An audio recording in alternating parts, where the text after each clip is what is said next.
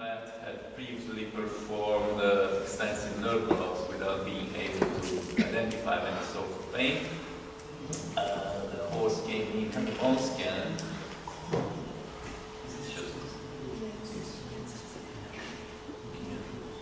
Yeah, because I know there's some uptake here on the navicular region. It's a bit widespread, and I'm not sure that is genuine there. Both front feet.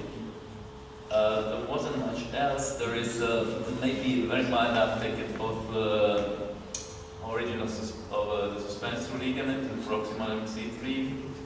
We only had the bone scan of the forelimbs and of the neck. We didn't have any images of the back or hind limbs. Clinically, the horse presented,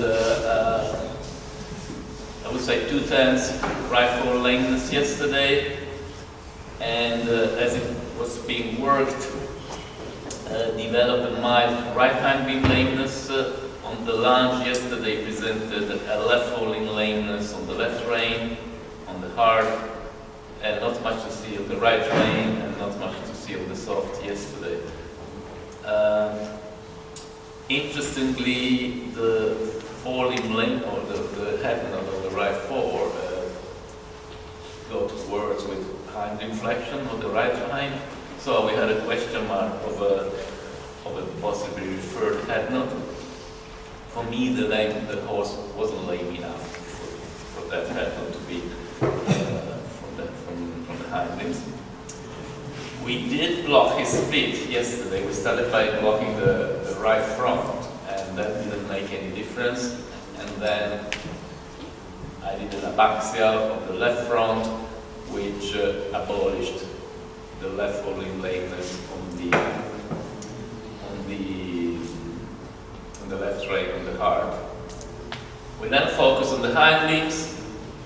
We put the locator on the horse, and the locator did think that the head node was referred, in that there was dissociation between the pulse sensor and the witness sensors. So we were running a little bit short of time, so we went for statistics and we blocked the right tarsometatarsal and distal intertarsal joints. That improved the lameness, but did not alter the head node. And that's where we were left at yesterday. We took some x-rays of the hocks, which were pretty normal. This morning, Philip took over, and presentation was a little bit different today, I would think. So right falling lameness on the straight line was probably about the same. Similarly, positive increase head node after a right hind flexion. On the lunge, it was probably lamer on the right. Right on the right and right on the left. Okay, so he was right front of both reins. There was some evidence of increased lameness, or there was a positive response to the dynamic hoof test. And then you did a PD right forward, which didn't. You switched on the left for lameness. Oh, he switched. So okay, so which he didn't yesterday, and he was sound on the straight line too. Yeah. He was still on sound on the straight line after the block. Still not sound. Yeah. He was better on the circle. Yeah. Still on sound with a restriction on the forearm. Yeah. So this horse had a shorter cranial phase of the strike. And then you scan the neck. We scanned the neck, which was not so relevant when we just came after exercise. Then we give him time off, the time we scrubbed and everything. Then we re-scanned, and it was swollen. We had the synovitis on C5, C6, and C6, C7 on the right side. Okay. So it was very odd because we scanned it kind of after the whole exam. It was not so relevant. And we also moved the neck sideways to get a bit more views of the facet movement and potentially synovitis. It was actually funny that by the time we get ready to inject the horse, we get a pretty nice fluid amount on the right side. So we ended up to inject the horse. So that's already a positive indicator. So just with the torch, you didn't block it? No. Do you block them normally? Or? I did a couple, but I don't do it normally. Because we ended up to inject them anyway most of the time when there is fluid. So I thought it was a bit of a loss of time. Some horses also don't react so well, they get pre-ataxic suddenly. So then you have to wait 2 hours in the clinic to go back, so that's also making me nervous. It would have been very interesting to see this horse ridden. Yeah, sure. And yes, I couldn't even myself I don't usually block them. Normally just inject and then assess response similarly to what I do with the sacroiliac joints and very blown sacroiliac joints. Any questions? So this is an open case, we'll see. The other problem with blocking is maybe I feel better injecting if there's enough information than blocking, and sometimes get the people to come back. So the people who come for neck issues are most of the time referred cases, so they end up to drive they used to come to my clinic and drive from referred vets. They would not wait and come back again to get injection done, so that's maybe one of the reasons I was doing it. But also the one I blocked back in the days was kind of everyone knew that we blocked the horse and couldn't stay for the clinic for a couple of hours. So, word to mouth was a bit funny. So, he's blocking next, it's not going well. I don't want to do that again. Okay, it was 14 years ago, but still. So what would be the next step? And this one, well, probably wait, see. Yeah, wait, see how some injection. You have the bone stand of this horse neck? Yeah, that's Show something.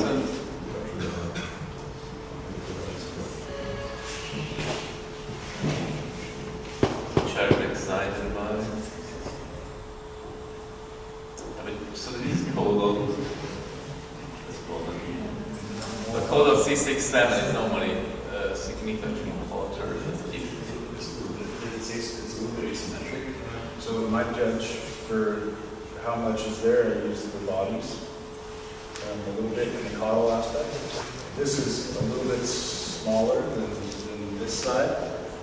This is hotter than this side. And if you compare them between the two, and then you look at your counts, right? This has more counts than that one, so you have to work that out. Depending on what the horse does for a living, some of them have more uptake caudal, and like show jumpers potentially have more uptake caudal than just normally. I think necks and nuclear scintigraphy sometimes do really well, and sometimes they're really challenging to try to interpret. So This horse had the myotrophy on his left side, so this I guess would be considered as well. CT in this horse? CT in the neck? yeah, we do. I look at a number of CTs of necks now, and so there's understanding CT the CTs a bit. The challenge is it's just an anatomical. So if I have a new and a CT together, it's actually quite helpful, to try to figure stuff out a little bit more. But the challenge with necks is that as horses age, they get more osteoarthritis, and Kevin Hausler has done some nice surveillance work that there's a lot of changes in horses that don't present for neck pain. The challenge with that surveillance is those horses aren't collected in a neck. We don't know what the clinical examination meeting there. We don't know what they did for a living. So that's just on pathology based, not imaging. The paper is published yet or not? It's in AAP. It's in AAP, yes. It's in AAP. So next year we're going to Dr. Rendell, I have a question. You said it did improve on the block on the PD, right? On the circle? No, it was better on the circle, but Yeah. when we tested the block, it was still sensitive. But the horse was better on the circle, and when we repeated the second time the hoof test, it was negative as well. So for me, the block responded, even though the skin was still not completely blocked, which was odd to me. but he transferred lameness to the left. So should we do an MR instead to treat something else? If we have opportunity to do an MR, the horse is staying overnight, I guess. Is the horse staying here? I guess just overnight. Não, vai embora amanhã. Okay. Mas tem MRI do casco dele? Do Shazam? Não tem? You can always do fit X-rays. You can always do fit X-rays if you don't have them. I mean, he has clinical signs that the horse was a sore phalanx, and it would be a sore phalanx or coffin joint. This is clinically what I think he has. But if we could, promote the idea and get a bit more to the base of the funnel with a nice X-rays and an MRI, obviously it would be nice. But he blocked the PD pretty quickly. The picture yesterday was slightly different. Yeah. In that on the lunge, he was laying on the left fore, on the left rein, and he responded very well to an abaxia. We did an abaxia yesterday. From scratch. Yeah. And but he didn't respond again to the abaxia of the right fore. And similarly, we had to top the block up twice, and he was still retaining sensation. So I think he might have a couple some abnormal branches. If we go back to kind of the semiology of this type of lameness, the horse does not flex abnormal. He has a strong response to hoof test dynamic on both sides and not on passive dynamic, on a passive test. He has lameness both front feet, if you go left to the left, right to the right, which blocks PDs, with you once and with me once. No coffin joint effusion. These are the horses I came to quote the horses which I see everywhere in California where they've been jumping on hard surfaces for a couple of days. So they are the true PDs, distal phalanx inflammation.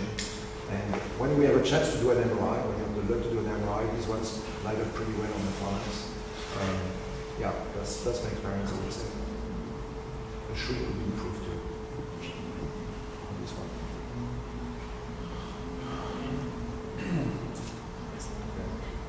One more case, up to date. Up to date was a grey gelding. It's a short jumper used for low lever.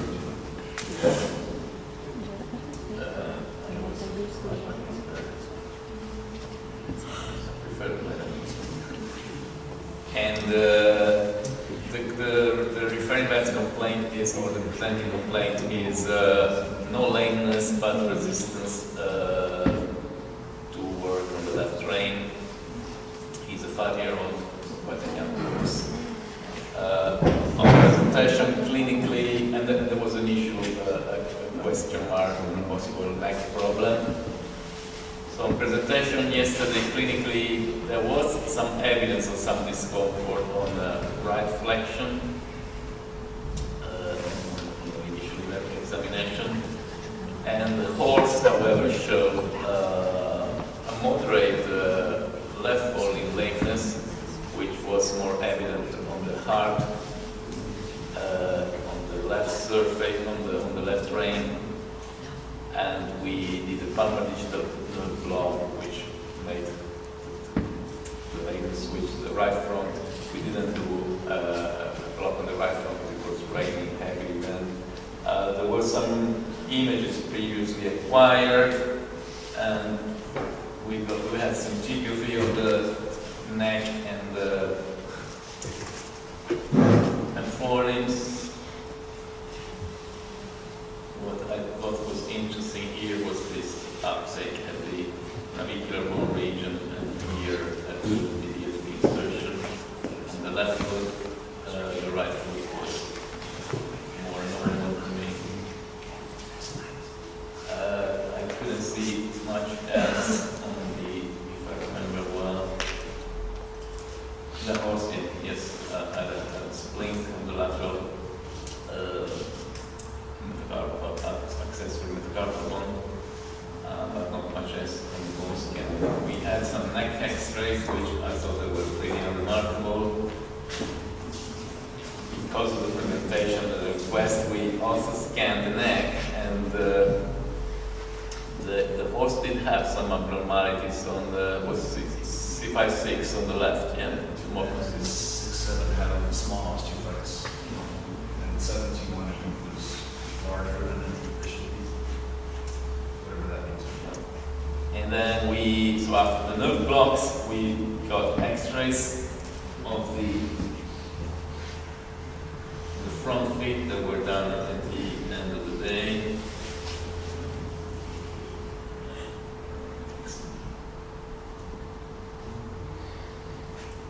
So here, that's the lateral.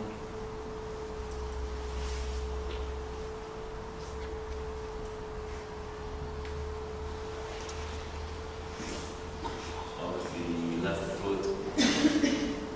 Not perfect lateral. You cannot really see very well the definition between the cortex and the medullary cavity. Some leak, maybe a bit modeling there at the corner of the navicular, some distal border changes here, maybe a little bit of increase and no imagination, possibly a distal border fragment. Not much else really. Also some factal views, but pretty normal. And the right foot was basically normal on X-rays. We then MRI'd the horse's feet. And do you want to comment? Kurt? Sure.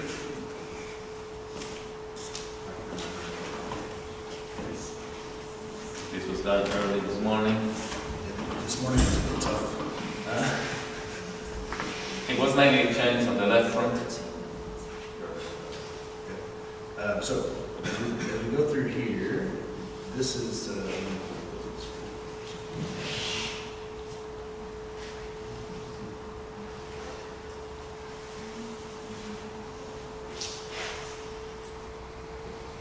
so as we look at the sagittal image here, the navicular bone here, this is a small little distal margin fragment, and that's that same area right here. For me, when I look at these distal margin fragments, I also want to look at a fat suppressed image to look and see what is happening around the fragment itself.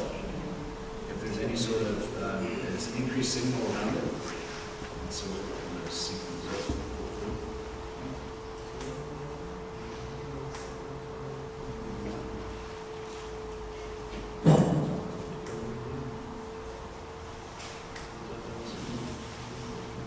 So I want to look around the distal margin fragment to see if there's any signal around it. That, to me, usually is a little bit more clinically relevant. If they have signal around the distal margin fragment, if they don't, they may not necessarily be a big issue. And so as we look at all the other structures, the deep digital flexor tendon is relatively normal. The distal interphalangeal joint has just a small amount of normal effusion, a little bit of synovial proliferation, but I would say this is within normal limits. The capsule of the navicular bursa is a bit thickening right along the midline. So now we're going to look at the insertion of the impar ligament, the distal impar ligament. Potentially, we can figure out how that works. Which one? This one.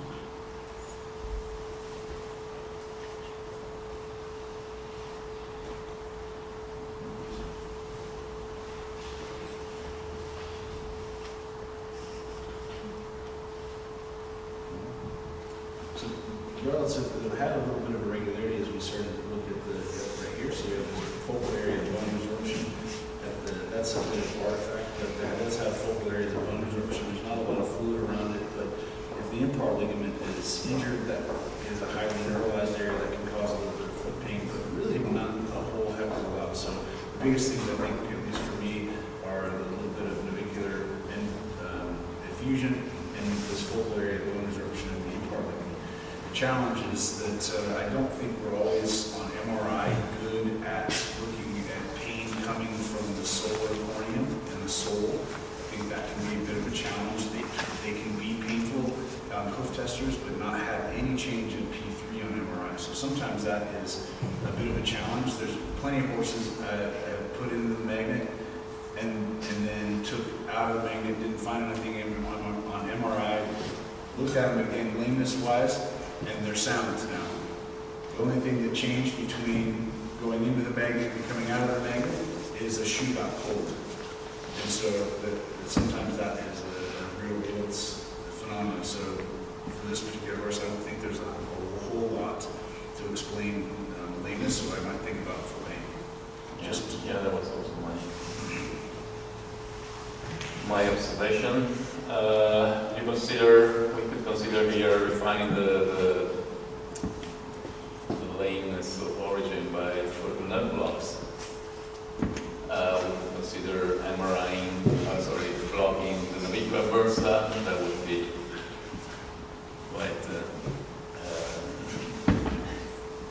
So in this case, I don't know a lot of this information, you know, how that would work as far as, Yeah, so the difference between, when I have an MRI, I have a distal margin fragment, and I don't have any signal around it, and the deep digital flexor tendon is normal through it, that for me is a completely incidental finding.